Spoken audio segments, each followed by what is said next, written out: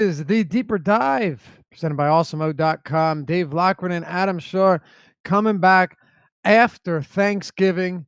Hope everybody had a fantastic holiday. Stayed away from the political discussions because that just ruins shit.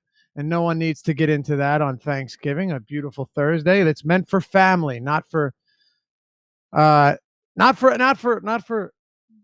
disowning half of your family. Have you seen this though? Like over the past 2 years, all you hear is stories, Adam, about, yeah, I don't talk to my parents anymore. It's crazy. Yeah, it's insane. We had a bad Christmas Day dinner. He threw stuff at me and kicked me out of the house. And ever Did you see since the the Jordan election, Rodgers tweet? no.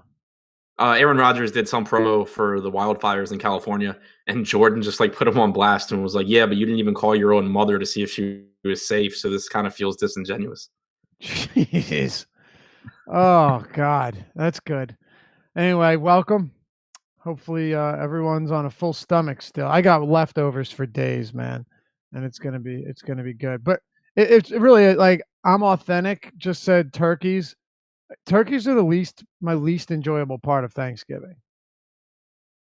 Yeah, I just yeah, don't right up enjoy there, 'em. right with you. Like it's about the sides. The turkey's just filler. Futz Flo says politics at Thanksgiving says a lot on Christmas presents, though. That's a hell of a thought, man. All right, we got 12 games. We'll jump right into it. That is one way to look at it for sure. 14 games today, 2 of them early, though. Detroit and Houston, we'll jump into this one first. And 7 p.m. start time. It's actually, we got 12 games. This is the only 7 p.m. game, right? So if you don't have anyone from this game, you're actually, on DraftKings, you're going to have a little bit of time to make some adjustments and hopefully wait for news. Keep that in mind. Don't set anything in stone. Obviously, if you're MMEing, it's different. But if you're just playing a few lineups and you don't have any players from Detroit and Houston, it's the only game that locks at 7. And then you've got 4 of them that lock at 7:30. And Yeah. then 3 at 8, 1 at 8:30, 1 at 9, 2 at 10:30. So it should afford us a little bit of time.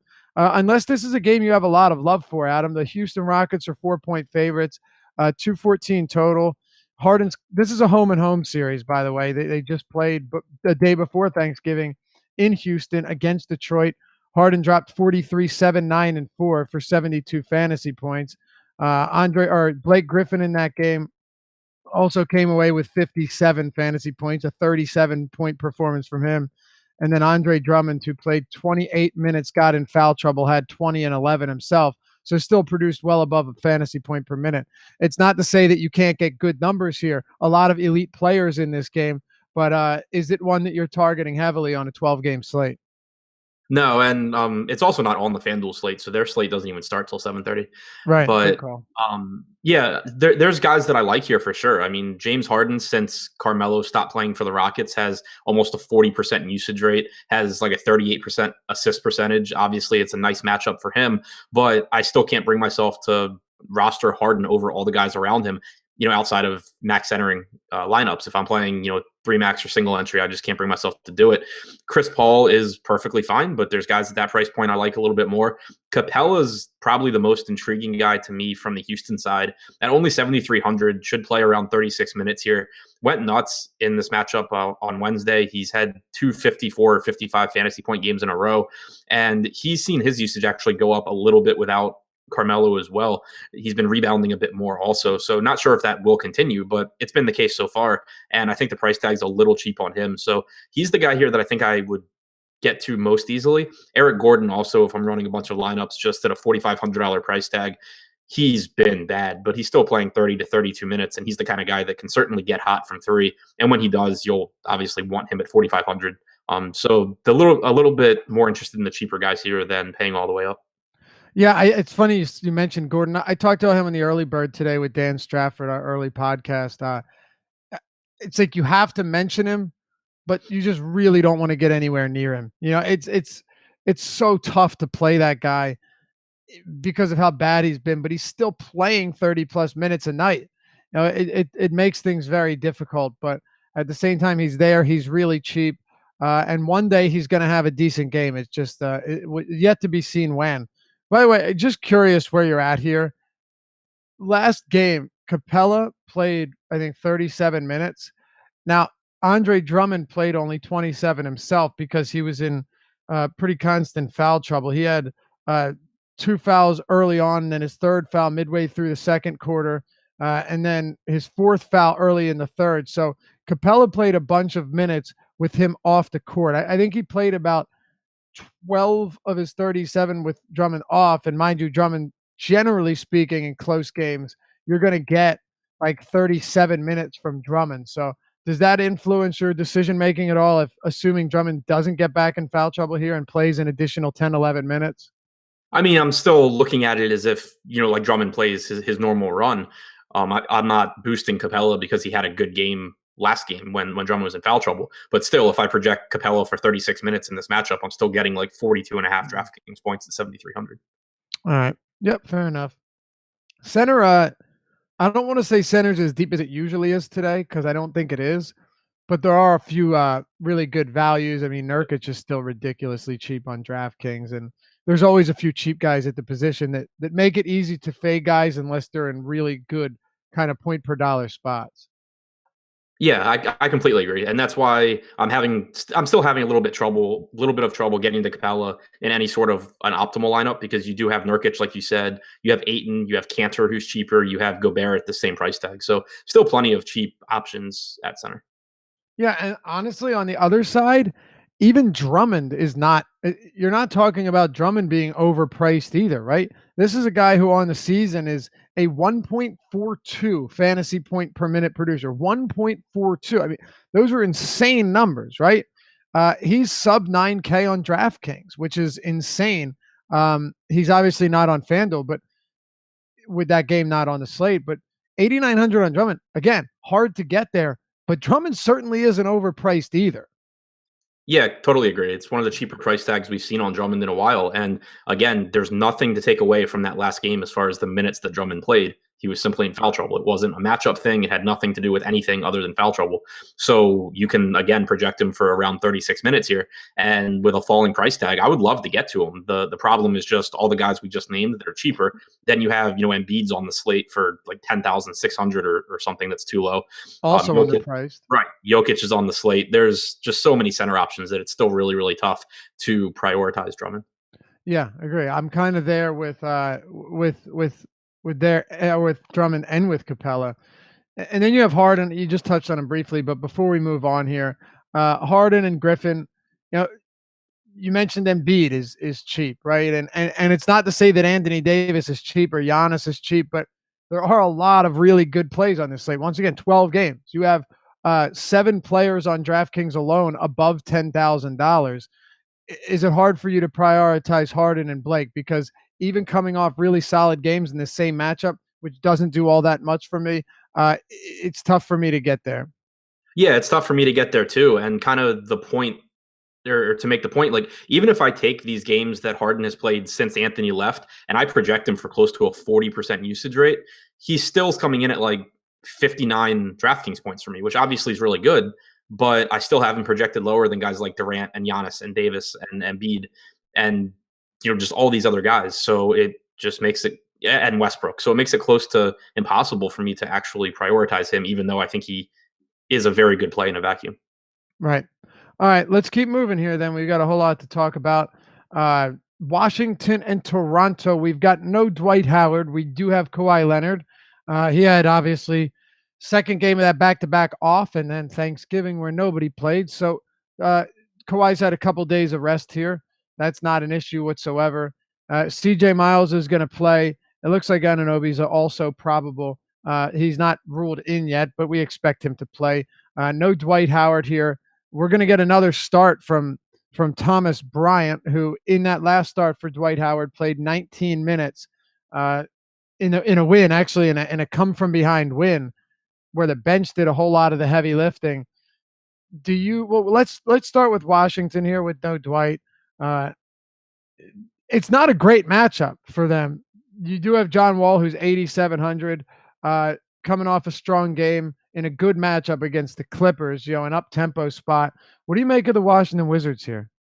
I have very, very little interest in this team. For one, it's obviously a tough matchup. You have Kawhi back, you have OG back, and when those two are on the floor, their defense is just markedly better.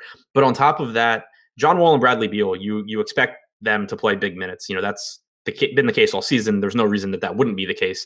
But the front court, I expect to just be an absolute mess moving forward, even with Dwight Howard out. You have Thomas Bryant, who I think plays 18 to 20 minutes. There's not really any reason to expect more than that, but I think that he gets out there for about that much. Behind him, you should have Keith playing most of the center minutes, probably a few for Jeff Green. But after that last game against the Clippers, you had Scott Brooks come out and say that he needs to get Satoransky more minutes, which I don't know how that isn't something he knew before, but it took that game against the Clippers for him to realize that. Washington reporters have said that he is likely to pick up more minutes alongside Wall and Beal now. So that's another guy that is going to play the three. That's what we saw him do against the Clippers with Oubre in foul trouble. So if you project him for like 18 minutes, you can get up to like 30 for Oubre, but you just end up with like 30 probably unproductive minutes from Oubre because he's starting alongside Wall and Beal again. You get probably 24 to 26 minutes apiece from guys like Green and Morris, probably like 16 from Rivers. It just ends up being like, and probably like 28 or 30 from Porter. So it just ends up being like a revolving door of stretch fours that probably all play mid 20s and are just overall unappealing to me. Yep.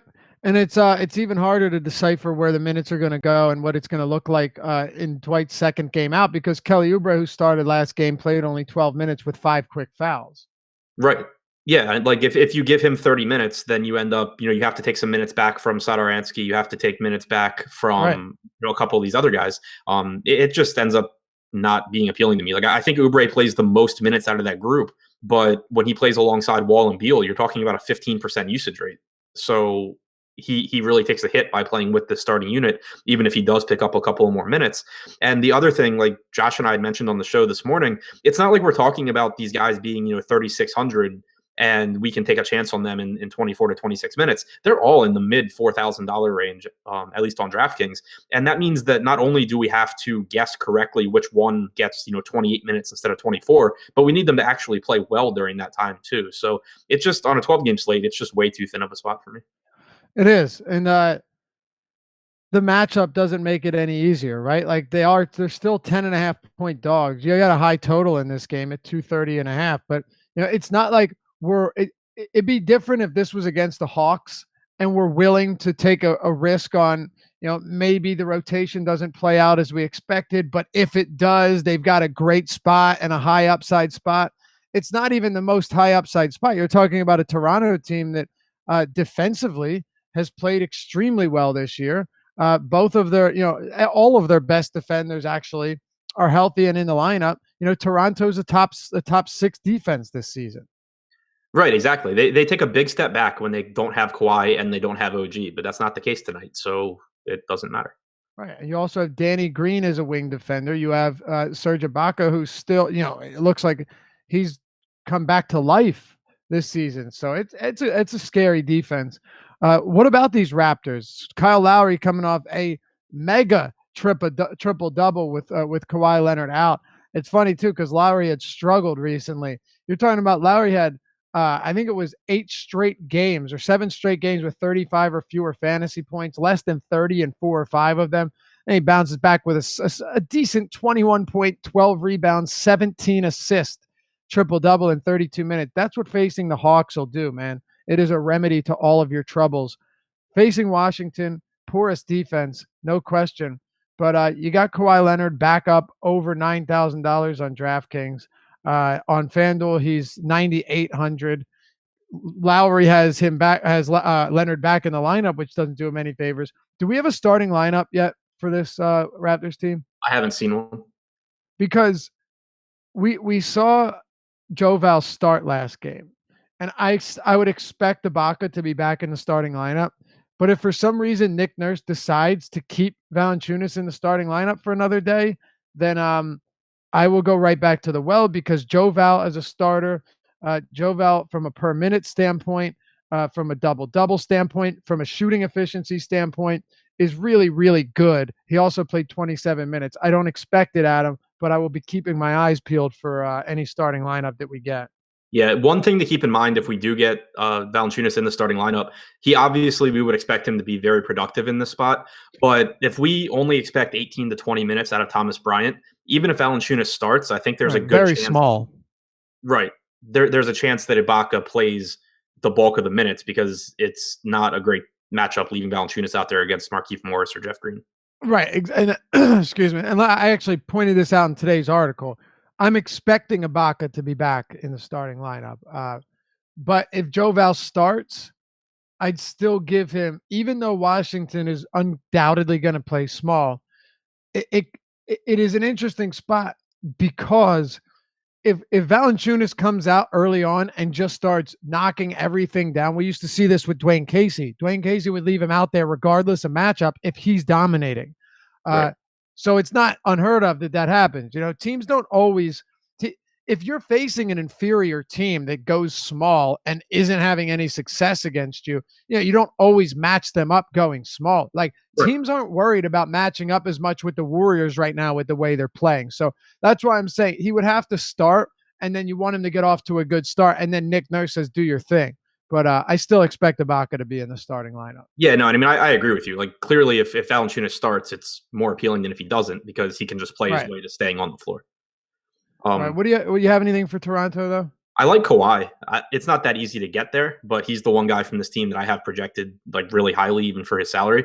Playing alongside Lowry this season, 30.5% usage, averaging well over obviously a point per minute, but just a great spot for him against this Washington team. Lowry, on the other hand, I'm interested to see where his ownership comes in. I think he's a better play on FanDuel than he is on DraftKings just because he's the same price on both sites. But I don't really like him that much outside of the fact that it's a really good matchup. In his time alongside Kawhi this season, he only has a 17% usage rate, 32.8% assist percentage. He's averaged 0.92 fantasy points per minute. That's really unappealing, I think, for someone on a 12-game slate at $8,000, especially if he is going to come at high ownership. It's not to say that he can't have an outlier game against a terrible Wizards team, but it just from a projection standpoint, I think that if you're taking his baseline numbers from this season, I think you're probably over projecting him because he has seen such a hit when he plays alongside Kawhi, and Kawhi has missed so much time this season that it inflates his numbers. Yeah, exactly. I really have no problem getting away from that. Like I said, what if Ibaka does start though? Because this is not a bad spot for whoever's getting the bulk of the minutes at center. I just still can't bring myself to pay 6,200 for Ibaka for 28 minutes. And he's another one that he drops pretty significantly when Kawhi plays. He's averaged 1.4 fantasy points per minute without Kawhi on the floor this season, almost a 29% usage rate. But alongside Kawhi, he's at 22.9% usage, comes back down to about 1.05 or 1.1 fantasy points per minute. So on a slate this big, I just find it difficult to, spend that kind of money on someone to play 28 minutes. I would just much rather get Valanciunas starting. Maybe we get lucky and you get him at 53 on FanDuel, 52 on DraftKings. I'd go right back to the well there. Yeah. But that's kind of where I'm at. Outside of that, I don't think there's any priorities here or even really any strong secondary options. What do you say we move to the Hawks and Celtics? Yep, sounds good. So the Celtics, you want to talk about hitting the panic button. I'm sure that there are plenty of Boston fans hitting the panic button right now. And I'm not saying you have to. I mean, Brad Stevens should still figure it out. He's a very, very good coach. But I've seen a lot of tweets and a lot of people just losing their shit over the season and their struggles. And they just lost. I think it was a home game to the New York Knicks. That doesn't bode well for comforting the fan base. But another thing too is Irving and Hayward are back, right? And you would think it would make a big difference, but this team just watch them. The only thing you can think is that even though they have a lot of good players on this team, it certainly doesn't seem like there's any real integration with all of them and chemistry, because this is a 9-9 basketball team that last year at times was completely unbeatable in the West or in the Eastern Conference, and that hasn't been the case. They're only 8-point favorites on the road over Atlanta, even though they're not at home. You'd still expect that number to be higher, but it's not. Yeah, and also Al Horford out here, so you do get some value from Boston. Normally we like the Morris tournament plays than anything because it's tough to really assign too many minutes to certain guys, and it's tough to predict where production is going to come from. But with Horford out, that opens up minutes for Aaron Baines. It should open up minutes for Daniel Theis. It solidifies minutes for Marcus Morris, who actually started the second half last game and played about 30 minutes. All in a really good matchup here. Jason Tatum probably picks up a couple of extra minutes as well. So suddenly this is a Boston team that I'm actually pretty high on most of the guys here. Irving, obviously a really good spot, but also expensive. So not as interested or not as easy to get him into lineups, but Marcus Morris is less than $5,000 on, I believe, both sites. He's 4,900 on DraftKings. If he plays around 30 minutes here, I think he's in a phenomenal spot. Baines and Daniel Theis, both near minimum price tags. Theis with power forward eligibility on DraftKings as well. Not the highest ceiling, but at $3,000 flat, certainly an appealing option. Jason Tatum, if you get 34 minutes out of him, I think it's a really good spot. I wouldn't want to play a ton of these guys together, but I think playing one or two, especially if one of those one or two is, one of the cheap guys, I think is, pretty appealing here. So I think if you're looking for the safe minutes, right? Marcus Morris makes the most sense. And the reason for this is pretty simple. He's gonna get minutes. There's no question. And another thing too is Marcus Morris has played 219 minutes with Horford off the court this year. He has a 26.6% usage rate, 15% rebound rate, 1.13 fantasy points per minute. Those are pretty strong numbers for a guy at his price tag. If he gets around 30 minutes, he's under 5K on DraftKings and on FanDuel, and it's a good matchup. He can play no problem in these up-tempo matchups. What I find interesting about Daniel Theis, though, Adam, is Baines will probably see a decent amount of minutes, but in terms of the Hawks, that they will run, especially if Len is there, they will run like a traditional center rotation, but they also play at the fastest pace in the league by a pretty wild margin. Outside of the Kings, not many teams are even close. I guess you could throw the Pelicans in there, but the Hawks are running fast this year, right? They're that run and gun, ton of three-pointers, just pretty much a complete sieve on defense. Daniel Theis he's not like Aaron Gordon athletic, but he's an athletic big. And he's actually a good defensive player too. I think he actually won Defensive Player of the Year in the German league. But he's the type of guy that is minimum salary, and like you said, maybe not the highest ceiling, but in an up-tempo game like this where you're facing the team with the fastest pace in the league, I think Daniel Theis fits pretty nicely, and in tournaments definitely want to get some of him in there. Yeah, I completely agree. And in their last game, basically all the center minutes were split between Theis, Horford, and Baines. Obviously Horford's out here, and they did activate Robert Williams, so they do have another big that potentially they could give a few minutes to. But I think that there's at least a chance that you get like 26 minutes out of Theis here at minimum salary, and you probably are pretty safe to bet on at least 20 to 22, I would think. And if this game does blow out, like let's say Boston gets back on track, because we would agree they're still very, very capable of trashing this Hawks team, Theis will probably be the one to see some cleanup minutes, and he could do so at the 4 and not just at the 5. Yeah, definitely. So that's where I'm at here. I don't think on this slate I'm paying for Kyrie Irving. I mean, he's been very good individually lately. I don't have any issues with it, but I'm probably leaning a little closer to Dame Lillard, who we'll talk about in a bit. For me, Marcus Morris and Theis are the two guys that entice me the most. Outside of that, I'm not sure I'm there. Anyone else for Boston? Hayward's cheap, but oh, that's right. I forgot about him. I mean, he's been cheap for a while. I don't have an issue with him. I think that he is a good value, but I would rather save money on Marcus Morris where he's less expensive. And I think Tatum has a higher ceiling, so that's my only issue with Hayward. And you also have Rudy Gay at the same price, basically, as Hayward as well. And Lamb and Evans. Right. Exactly. Yeah. So is Hayward coming off a decent game? Sure. He's coming off a fine game. I don't have an issue with that. He took double-digit shots for the second time in his last 9 games. So is that a sign of? Here's my thing, right, Adam? Is that a sign of things to come, or is that an outlier? And we go back to seeing 6 to 8 field goal attempts. Right now, we can speculate, we can assume things, but we really don't know, because we haven't seen Utah Jazz Gordon Hayward all season long. Right. And if there's a game that you want to, try and follow up and hope that he It's shoots a this bunch, one. it's this one. But the issue to me is, again, just the minutes that opened up here. Like, I don't think Hayward really sees a boost with Horford out. I think he's going to play around 32 minutes regardless.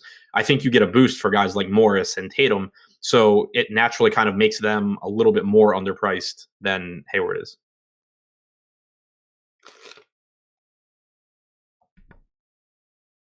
Hey, we lost Laffy.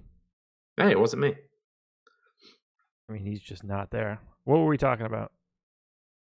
Boston. we were wrapping up Boston, talking about Gordon Hayward. All right, it looks like he's coming back.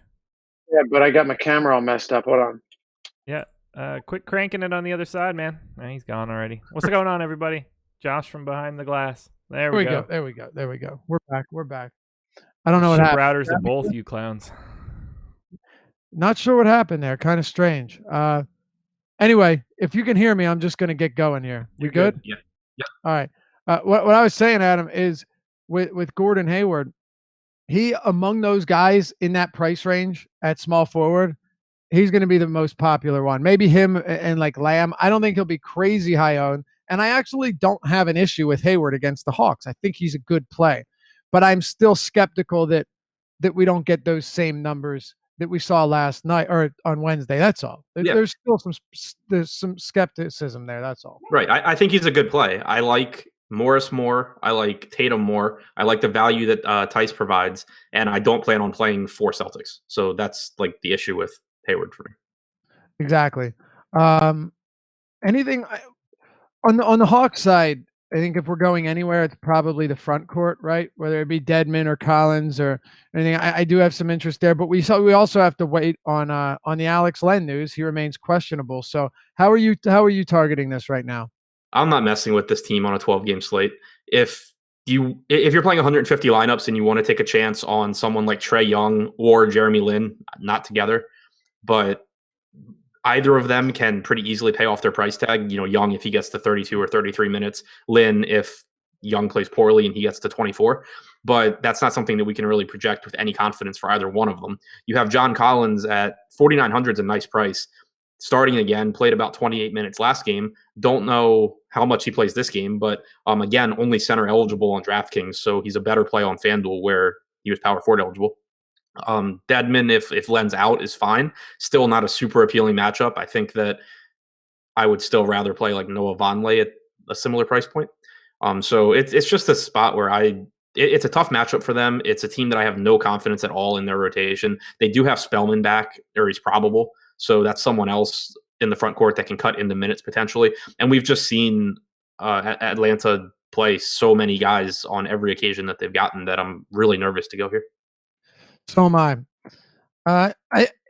Collins on FanDuel is kind of interesting because he's power forward eligible. And, if he Poitras is out, unfortunately, Spellman is expected back. He is going to play.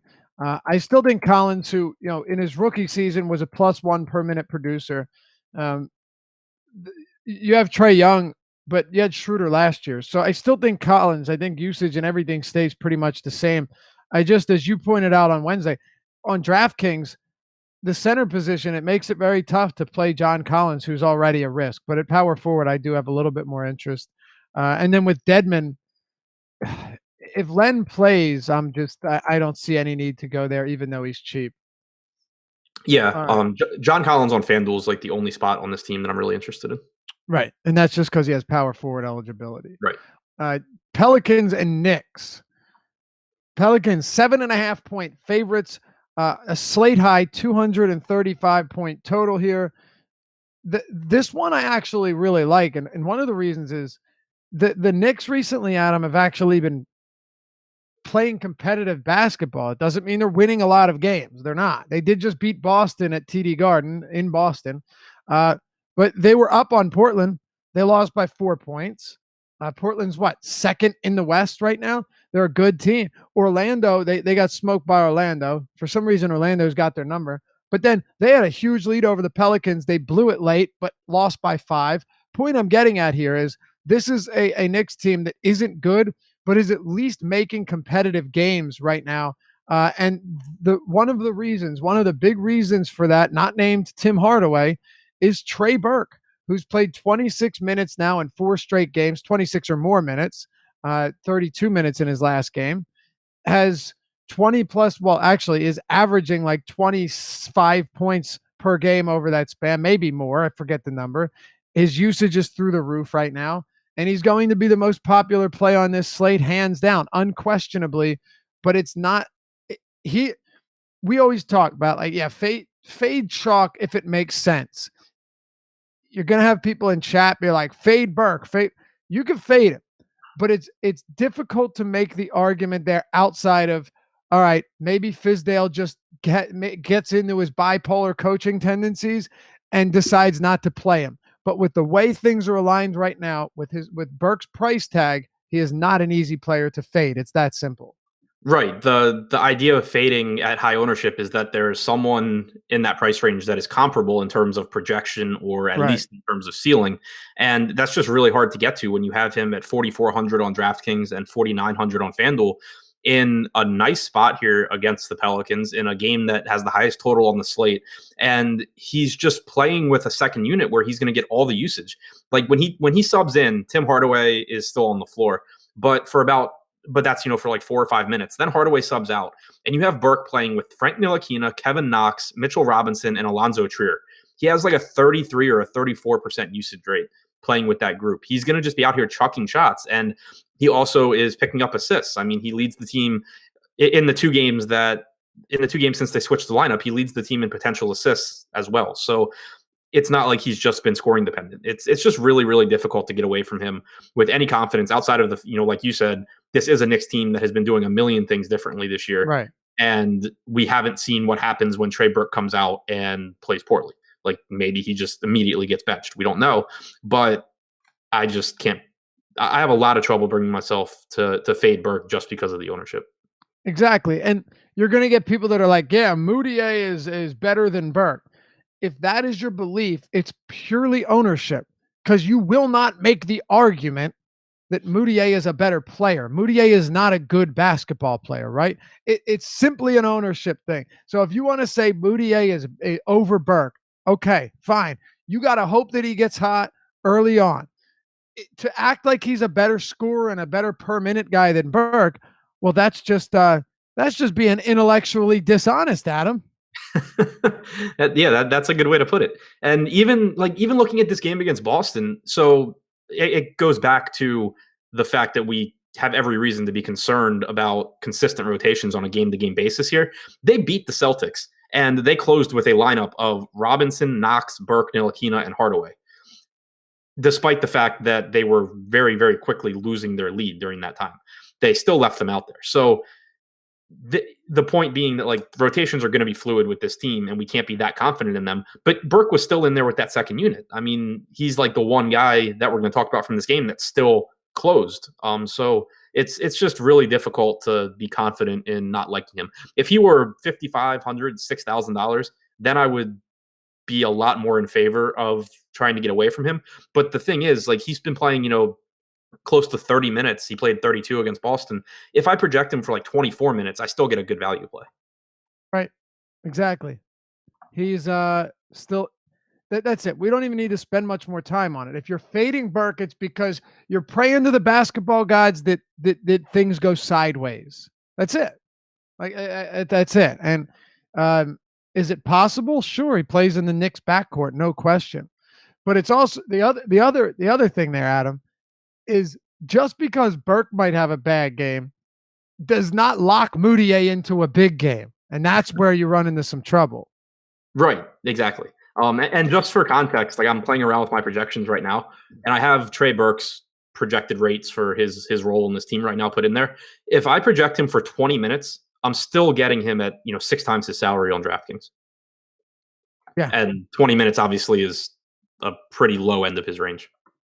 Right, exactly. Barrett Smith, will Rodney Magruder play for the Bulls today? No, he will not. He will play for the Heat, though.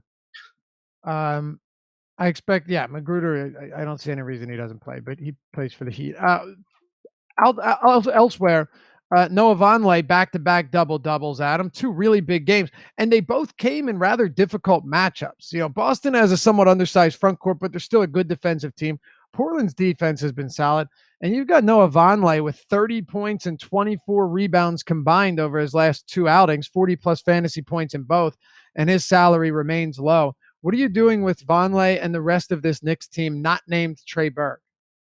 I think I'm going to have to just suck it up and play Vonleh too. I mean, he's risky. Like, he's on the Knicks and he's playing alongside Cantor, which in theory should not do him any favors. But still, over these last 2 games, he leads the team in rebound chances. He's been a very good rebounder overall this season. He's also been surprisingly good in the assist department, at least for a 4 or a 5. And against Boston, we actually saw him get some time at the 5 as well.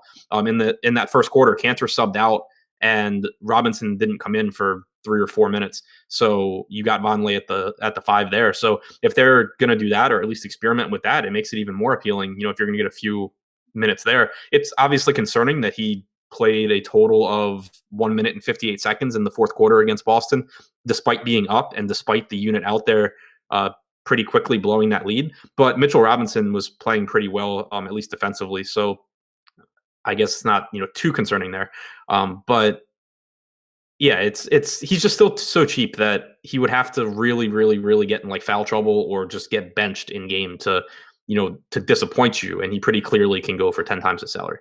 Yep. So Vonleh and Burke, 2 guys, going to be very popular. Right now on awesemo.com, we have Burke and Noah Vonleh as the 2 highest owned players on DraftKings. That shouldn't come as a surprise. The 2 highest owned players right now projected on FanDuel.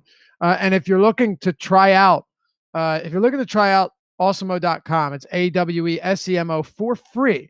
You get a free 1-week trial, everything behind paywall, everything behind the glass for free. Just use the promo code Deeper Dive. It's in the bottom right corner, all one word. Go to the homepage at awesemo.com. Click join now. You can select your plan and use the promo code Deeper Dive, one word. And there you go. There you have it. You get 1 week completely free. You get everything, all the bells and whistles, everything included. We also have, before we keep it going here and talk some Anthony Davis, Black Friday, and it is Black Friday. Cyber Monday's coming up. So one thing we've got going on, starting today, all of your favorite shows are going to give you a promo code that gives you 50% off your first month on an all-access membership, everything. Or 12 months for the price of 10 on an all-access annual membership. That's a savings of $120. So you get rankings, ownership. You get all of the articles, all of the exclusive content, all of the tools and projections from the number 1 ranked player in the world, Alex Baker, a.k.a. Awesemo. So check that out. We'll be throwing them the promo codes in chat. Black Friday, Cyber Monday, get in on it and join the Awesemo family. All right, let's keep it going. We still got a lot to get to here. What are your thoughts on Anthony Davis? Because this dude just dropped 60 fantasy points, even though Embiid shut him down on 12 real points. He had a 5-by-5 game, a crazy big peripheral game from Davis. And now he's in the highest projected scoring game of the night. Yeah, obviously monster upside here. Not a bad matchup at all going against the likes of Cantor and Vonleh. Mitchell Robinson's been pretty decent defensively, but I'll still take my chances with Davis there.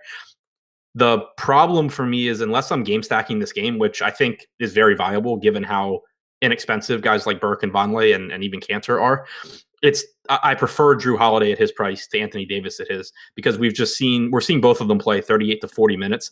And we've seen Holiday since last season when he's played alongside Davis without any of Cousins, Rondo, or Elfrid Payton on the floor. 28.4% usage, 35.5% assist percentage, just putting up monster numbers. And his price tag's still really low, especially, $8,300 on DraftKings. I think he's mid $8,000 on FanDuel. I don't have it in front of me right now, but a good matchup for him as well. And I just think that there's more excess value at his price than Davis's. So if I'm only going to one Pelican, it's Drew, but I have no issue going to both of them and then running it back with a few of these New York guys. I'm with you. It's a good game to stack for sure. It will be popular. Keep that in mind. But I think for good reason, because you're getting guys at very solid discounts.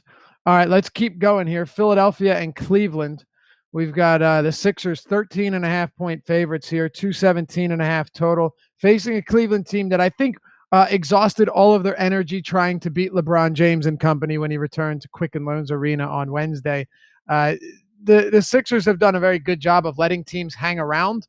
They've won 13 games this year, only 2 of them by more than 10 points, Adam. So, I mean, if any team's capable of letting a bad team hang around, it's the Sixers, but wouldn't be surprised to see a blowout here. Joel Embiid, coming off of yet another 60-point game, another 31 point, 19 rebound game. He's just producing huge numbers each and every night, and now he faces the Cavs. Yeah, great spot. Really appealing price tag. In the games since Jimmy Butler came over, 36.7% usage for Embiid, averaging about 1.6 fantasy points per minute, still getting that run with the second unit. So really just nothing not to like here. Obviously there's blowout risk, but everyone sees that. So I just really, we talk about it a lot. I try not to let it affect me, especially in tournaments, because whatever, percentage chance there is that that game blows out, it's more or less made up for by people just not playing Embiid because of the blowout. So I still, just project it as if it's going to stay close. And then also one thing to keep in mind is that because of the rotations that Embiid plays, his second stint of the second half is to end the third quarter and start the fourth quarter. So right. If he plays that full stint, you're really talking about losing like 4 or 5 minutes from Embiid, not the entire fourth quarter like you are for other guys. So I still think and if you get 30 to 32 minutes from Embiid here, it's still really good. So I love Embiid. The only issue again is he's a center, and there's plenty of centers to pay for or to save money on that offer upside. But absolutely love Embiid in this spot. All right, so do I. Also, look, Ben Simmons, he 3 games in a row now, Adam, where he's been way more aggressive. 18 field goal attempts last game, 35 minutes, another 20-plus points. This guy's averaging 21 points per game over his last 3 games with Butler in the lineup, and he's played 102 of his 106 total minutes with him. It's not negatively affecting him. It really isn't. He's averaging an assist shy of a triple-double over his last 3 games. Ben Simmons is a tough guy to get to, but I still think you're getting very solid production. On DraftKings specifically, where you have the 6-point triple-double bonus, I do have some interest in him. What else are you doing with this game?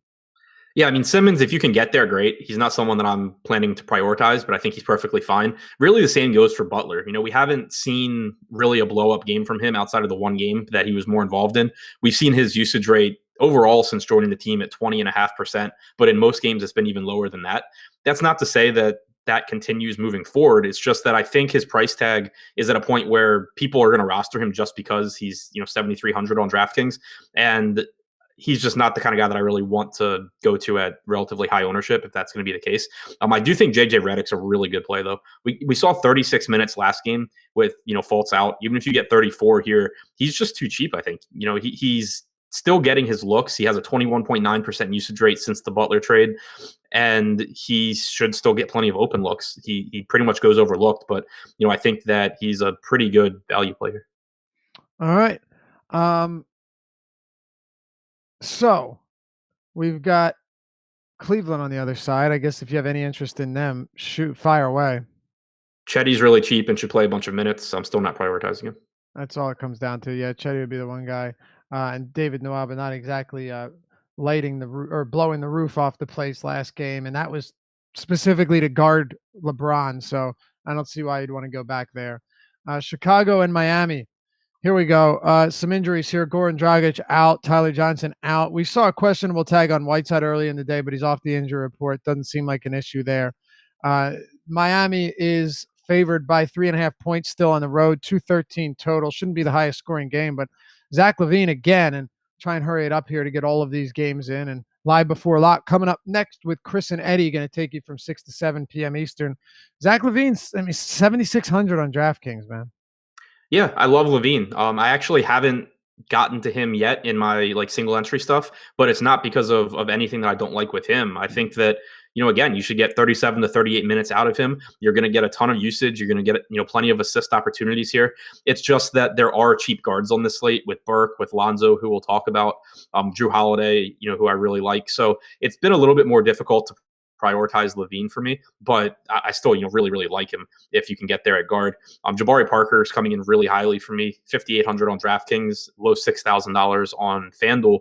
And if you go back and look since they switched to the lineup with LaVine, Parker, and Archie Diacono starting, Parker has a 26.1% usage rate, an expected assist percentage of 13.9%, a high rebounding percentage as well. He's obviously still been inconsistent, but he's doing a lot of stuff across the board to where he has the kind of ceiling like he showed last game. It's not just chasing game logs because he had 52 points last game.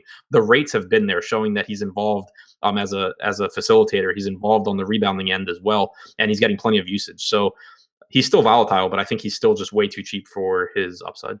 All right, sounds good. Obviously, like Levine here on the other side, it's tough. You have Rodney Magruder, who's going to get minutes. I don't see any reason he wouldn't get run in 2 games with Dragic out, where you have Richardson playing a lot of minutes at point. Magruder's played 36 and 38 minutes, and he actually left at times in last game with some undisclosed injury. My guess is he had to take a dump. Who knows? We still don't know. But he played 36 minutes. Not a high upside guy, but at 4,800, I'm still interested. And then James Johnson, I would love to play some James Johnson, but right now I just don't know what's going on with him. If Whiteside was out, I would have definitely had to changed my tone and been more interested in him. And then, of course, you have Josh Richardson, who is a tough price point, but he's going to get the minutes every single day. He's going to get the usage, and pretty much you know what to expect from him. But quickly, what do you do with Miami? Nobody really standing out to me. I like Whiteside, but the problem for me, at least on DraftKings, is that he's almost as expensive as Drummond, and then he's more expensive than all those other guys that we talked about. I think he's a little bit easier to get to on FanDuel just because their center pricing is a little bit tighter. Josh Richardson, I think, is fine. James Johnson's really, really cheap. I haven't seen how many minutes like to expect from him. He played about 24 last game. If we get news that he's like joining the starting lineup or that he's going to play more minutes, I think it would be a downgrade to Magruder, and he would become a really good value play because he's another guy that can handle the ball. He can run point without Dragic. So if he's only going to play 24 minutes, I have trouble getting to him just because it's really difficult to win a tournament in 24 minutes. But if we get any sort of news that suggests he can play closer to 28 or 30, then I become interested in James Johnson. All right. Archidiakono, Ronnie Lewis says, no one in the industry can pronounce it. Speak for yourself, pal. I know Adam struggles there, but let's not group me in here. By the way, had it down until Thanksgiving. I forgot. All right, can we get a few thumbs up here? We got almost 700 people watching. It's much appreciated. Hit that thumbs up button. We keep going. Indiana and San Antonio. Oladipo's out. There's 12 games. We're not gonna be able to spend too much time on all these. Fortunately, the guys coming up next will be able to cover anything we missed. I'm going back to the well with Tyreke Evans, man, especially if Sabonis is out. Like, there's more usage that gets filtered through. There's been a ton of blowouts. By the way, Alex Len looks like he's going to play. There have been blowouts in every one of these games, whether they're getting blown out or they're doing the blowing out. I just think that people will keep bailing more and more on Evans each day because of that. I'm back on him, man. 29% usage guy with Oladipo off the floor, and I'm coming back. I'm going back to him today. Yeah, I think it depends for me on who's actually active for this team. Like, it depends on the Turner and Sabonis news, because while I do like Evans, and I'm with you, I mean, he should be around a 30% usage guy, and he has had his minutes cut by blowout. He's just in a price range now where you have guys like Jeremy Lamb, you have Rudy Gay, you have Joe Ingles, you have all these guys that I am projecting to play, 34 to 37 minutes, depending on which one we're talking about. And Evans, I still kind of have a hard time seeing him play more than 30 just with the way that they're using him, maybe 32. But like last game, he played 14 or 15 first half minutes. And you just like, they still have bodies they can run out there because they're playing Holiday as the backup point guard, which is giving Corey Joseph a ton of time at the 2. And it's giving McDermott, it's making it so like the 3 is a lot of McDermott and Bogdanovich. So they still don't have to play Evans huge minutes here. And it's not an appealing game in terms of pace either. So my problem, it's not even that I dislike Evans. It's just that I like guys like Lamb and Gay a little bit more. Sounds good. Yeah, I like Evans a bit more than that just because I know he can still put the big numbers up. And if he gives me 30 minutes, I'm okay with that. But the blowouts have certainly hurt. Quickly, if Sabonis or Miles Turner are out, what are you doing there? Play the other one. If they're both out, then Kyle O'Quinn becomes a really good one. It's simple as that. O'Quinn, if both are out, play the other one if the other one is out. If Turner's out, Sabonis is out, Turner. But if Sabonis is out, I also do think it helps Evans because then you're going to have a ton of low usage guys throughout this entire team, whether it be Thad Young, Collison, Joseph, you name it. Not a lot of shooters. Evans can fill that void. San Antonio, any interest? Rudy Gay. He played 34 minutes last game. He is someone that, I mean, he gets usage like regardless of who's on the floor. Even playing alongside DeRozan and Aldridge this season, you have a 21% usage rate for Gay. I just think he projects as a pretty good play here at a very similar price tag to Evans, and nobody really goes to him regardless of how good the spot is. So I do like Rudy Gay quite a bit. I have trouble getting up to Aldridge or DeRozan in this spot though. So do I. I think DeRozan is still coming down at a price point that I don't hate, but until Zach LaVine's price comes up, it's tough, and even Donnie Mitchell is pretty cheap too. So it's not like he is the only one. By the way, Nick's starting the same lineup as we've seen. It's not like DeRozan's the only one whose price is coming down. So that's the problem. Let's talk about the Thunder and Charlotte Hornets here, Adam. You've got OKC 6.5-point favorites at home, 228.5 total. Obviously, we talk Westbrook first. I'll let you get in on that because I'm not landing on too much Westbrook just based on how many great plays there are on this slate. Right. I have no problem with Westbrook. I think he's a really high upside play. I think, obviously you Right. get 36, 37 minutes. It's just, again, that at the guard position, there's really high upside value. And I feel like I'm sacrificing a lot by paying all the way up at that position compared to the forward position. So roster construction wise, he's kind of been a casualty there for me. But if you have a lineup that you like with Westbrook, it's certainly not saying that, Westbrook is going to disappoint here or anything like that. I don't think he is either. He generally doesn't, but I'm going to be going elsewhere. This actually, the whole game outside of I think probably Jeremy Lamb to me is pretty much written off. What about you? Yeah, I like Jeremy Lamb quite a bit, especially on DraftKings at 5,300. I think that you should still see big minutes from him. You have Kid Gilchrist out still. You have Tony Parker out, who at times has been stealing minutes alongside Kemba. So I think that it does even more to solidify Lamb. I think Lamb's a really good play. I do too. That's it though. Obviously, Kemba keeps proving me wrong, but not even proving me wrong. That's not right because I think he's an awesome player, but I just keep ending up elsewhere when the guy is almost 10K. What were you going to say? Jeremy Grant's projecting really well for me on DraftKings. I don't really know why, and I'm not happy with it, but I just wanted to put that out there. Like if you're looking for Vonleh pivot, I have him projected pretty close to Noah Vonleh. I think that's a good pivot. That's a strong pivot at a fraction of the ownership. Like right. not even in the same. Way, way, way, way different, right? Like not even close. Like so, I don't love it just because I think Vonleh's ceiling is so much higher than Grant's. But if you're just looking for like an optimal roster construction and then like a 1v1 pivot, you can pretty easily get like 30 points from Grant and then just hope that Vonleh, sucks and gets in foul trouble. Gets in foul trouble against Anthony Davis. It's not like it's not possible, right?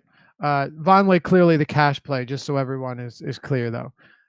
Milwaukee and Phoenix. Here's another game very similar to the Sixers situation. Milwaukee's even a better team than the Sixers too. They're 13.5-point favorites. Another high total game, 231.5. 231. I'm sorry, even 13.5-point favorites at home against the Suns. Got a lot of young players on that Suns team, but no one that can close out games with any efficiency whatsoever. Giannis coming off one of those games that you and I were talking about that we were hoping for, where you just explode in every category. Not blocks, but we'll take the 16 rebounds, 9 assists, 3 steals, and 33 points to the bank all day. What are you doing with – and that was a blowout, by the way. That was 73 fantasy points in 30 minutes, Adam. So it's not to say that Giannis and Embiid got players like that can't do it in 3 quarters. Right. He didn't play in the fourth quarter. No question he has monster upside here. Roster construction wise, though, if I'm playing Giannis, if I'm paying all the way up for Giannis, I want to get someone like Booker or Ayton or Warren, just somebody, a scorer from this Phoenix team in my lineup, just because to really maximize that Giannis ceiling, you obviously would like to get 4 quarters. Booker's the most likely to go off and keep the game close. It's just really tough to get to Booker on DraftKings. It's easier on FanDuel, which makes this whole idea more appealing. But on either site, DeAndre Ayton is really, really cheap as well. So for Middleton and Bledsoe, like I don't care that much about running it back because they're both inexpensive enough that it's pretty easy to see them putting up a good score for their price tag in 3 quarters. But it's just a lot more difficult for Giannis to beat every other superstar on this slate if the game blows out. I like Bledsoe quite a bit at this price point. Really fair. Kind of similar to De'Aaron Fox the other day where, we said we're going to go back to the well here. Fox coming off of a really bad game where he was chalk. And then I think he dropped 47 the next day against I think it was Utah. So Fox is one of those guys where when he's cheap, I have no problem playing him. The same thing goes for Eric Bledsoe, who is also cheap here in a very, very favorable spot. Hey, against his former team as well. They didn't exactly end on the best terms if you're a narrative person. I also think in tournaments, Devin Booker is just too cheap on DraftKings or FanDuel. He's still under 8K. He still has monster upside, as we saw from just 2 games back. And you mentioned DeAndre Ayton. Is that TJ Warren also is another guy that can do some damage from mid range, and he's still cheap. He's still getting big minutes. I think there are a bunch of secondary options in this game that I don't mind whatsoever, but a lot of them will need to gain to stay close. Yeah, Aiton's my favorite here just because I think he's underpriced. He does a lot. It's a good matchup. And even in blowouts, we've seen him playing around 30 minutes. In competitive games, he plays more as long as he's not in foul trouble. All right, we definitely got to move quick here. I will let you jump into Denver and Orlando. The Nuggets 8-point favorites. Very low total for this game, 211. You have Jokic. Anything else you like here? No, not a lot I like here. And one word of caution on Jokic would be before Denver's last back-to-back, Jokic played 32 minutes, including overtime, in the first half of Denver's last back-to-back. After that game, Malone talked about wanting to flatten minutes out during back-to-backs. They haven't played a back-to-back now in like a month. It's just something to keep in mind on a slate that's deep at center, that maybe projecting like 32 minutes for Jokic instead of 36 is probably a good idea. Yep. Agreed. And he's just kind of all over the map. The thing about Jokic as a tournament player on a slate like this is, could he go off? Absolutely. But if he doesn't, and he gives you one of these like 9-point, 15 rebound, 8 assist games, yeah, it's not bad, but it's not going to be enough because center just has way too many high upside options. That's the problem. Right. And he needs the minutes. Denver does a great job of limiting opposing rebounds. We know that. They lead the league in preventing them. On the Orlando side of the ball, I don't think I have anybody here. I'm a big Vooch fan, but I don't see myself paying above 8K for him in this particular spot, despite how good he's been. Wouldn't blame you, but I don't think I'm going here. I think Orlando's a wash for me on this slate. Where are you at? Yeah, same here. Vucevic is fine. He's 8,100 on DraftKings, but again, just really deep position, tough for me to prioritize him. Nothing else really stands out at all. We talk about the Lakers and Utah. The Lakers are 2.5-point favorites here, 221.5 total. It's really just been a Lakers team that, ever since JaVale McGee's minutes started dropping a bit, Tyson Chandler came to town, I haven't had much interest in this team. So, yeah, I like Donovan Mitchell. I think he's cheap and a good matchup. And of course, just so we're all clear here, we know that Josh Hart is questionable. You're going to be getting a lot of conversation about a very, very cheap Kentavious Caldwell-Pope, and I totally understand that. And I would have some of him as well. But that's pretty much where I'm at on this game. Where are you at? I like Gobert a lot. 7,500 on DraftKings and 7,900 on FanDuel. Should play around 35, 36 minutes here in a huge pace-up spot where he should have an opportunity for plenty of defensive stats along with rebounding and everything. I think that this is the most I've liked Gobert probably this season. So I like him a lot. Rubio and Mitchell and Ingles all grayed out as good, but not great plays for me. Like I have guys around them that I like more, but I think that they're perfectly fine. All right. By the way, Eddie, Fast Eddie, if you're coming up next with Chris, mentioned that he'll probably stay on until around 7:30, being that FanDuel doesn't lock till then anyway, and then you only have one 7:30 game on DraftKings, of course. So just so you guys keep that in mind when you switch over after this show. Yeah, Gobert, I think you're right on him. I just, with Mitchell, he is similar to Levine in that he's a 30% usage guy. He's clearly the one player on this team that's going to chuck up around 20 plus shots per game. I don't mind Mitchell whatsoever in this spot. KCP is not the same defender he once was, even if Hart is out. But another thing here that stands out to me, Adam, is this is a really favorable pace-up spot for Donovan Mitchell. Utah playing at a bottom 7 pace, Lakers playing at a top 4 pace on the season. So that does separate him from a lot of these lower mid-range shooting guards. So Mitchell, the peripherals lack at times, but he also has a lot of upside in the scoring department here as well. So I do like him. Anyone else from this game? And if you want to touch on the Hart situation, feel free. Yeah, I mean, Lonzo is just too cheap. Obviously, he's volatile. If he plays poorly, he can just... Terrible, you mean? We all know I like Lonzo more than you do. But yeah, I know. We know. Yeah, of course. Yeah.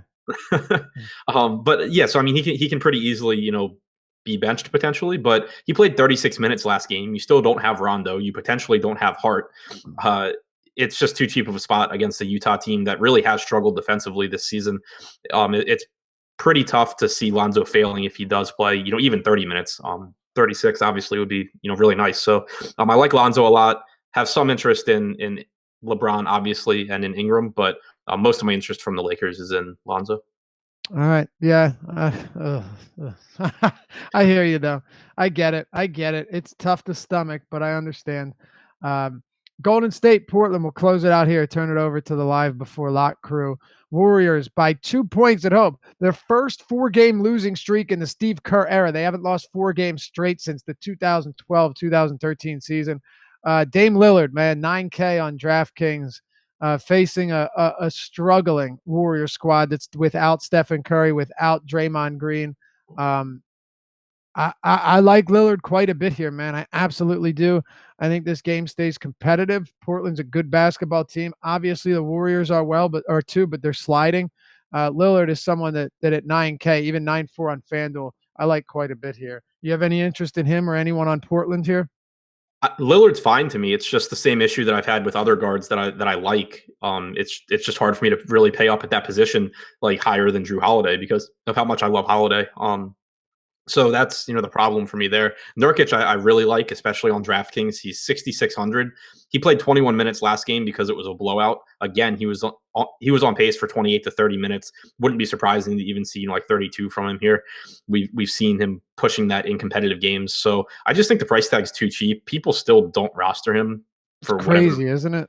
Right. Yeah. I mean, and he averages, 1.25, 1.3 fantasy points per minute. It's not the same Golden State team, obviously, that it has been in the past. So it's not even like, they don't play as fast, but also you're not as concerned about him being a defensive liability on switches or anything like that. So there's just nothing for me not to like about Nurkic at 6,600. By the way, try 1.4 fantasy points per minute on the season. Really? Yeah. Yeah. 1.4 fantasy points per 1.39 to be exact. Like monster numbers, dude. Monster. And he's been a double-double machine this year. Golden State's interior defense without Dre is the furthest thing from scary, too. Right. Yeah. I can't find a reason not to like him, especially knowing that people just don't play him.